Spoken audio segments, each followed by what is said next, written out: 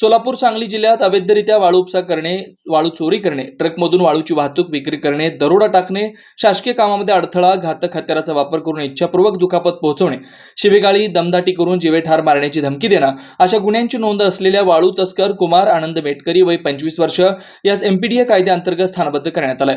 सांगोला येथील मेटकरी वस्तीत राहणारा कुमार मेटकरी याच्या विरुद्ध गंभीर स्वरूपाचे 10 गुन्हे दाखल असल्याची माहिती सोलापूर ग्रामीण पोलीस जनसंपर्क अधिकाऱ्यांनी सांगितली आहे। मागील 8 वर्षापासून त्याने त्याची दहशत व भीती राहावी त्यातून त्यास आर्थिक तसेच इतर फायदे मिळावे याकरता गुन्हेगारी वर्तन करत होता।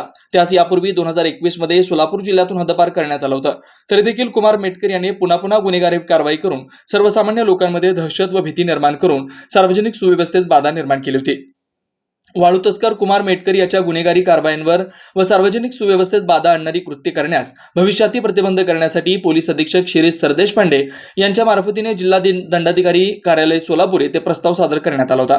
ही कामगिरी पोलीस अधीक्षक शिरीष सरदेश पांडे, अप्पर पोलीस अधीक्षक प्रीतम यावलकर यांच्या मार्गदर्शनाखाली उपविभागीय पोलीस अधिकारी विक्रांत गायकवाड मंगळवेढा, पोलीस निरीक्षक सुरेश निंबाळकर स्थानिक गुन्हे शाखा, पोलीस निरीक्षक BS खंदाळे, सहाय्यक पोलीस निरीक्षक सचिन जगताप, सांगोला पोलीस ठाणे बालाजी बनसोडे, नायब तहसीलदार विलास मेहत्रे, गृह विभाग, जिल्हाधिकारी कार्यालय, सहाय्यक पोलीस फौजदार नीलकंठ जाधवर, सहाय्यक पोलीस फौजदार Kalyan Dhavane, police Naik Anish Shaikh, police constable Paigambar Mulani यांनी पार पडली। Shri Markandey butterfly garden montessori English medium school play group ते 4थी पर्यंत CBSE पॅटर्नच्या शिक्षणासाठी आजच प्रवेश घ्या।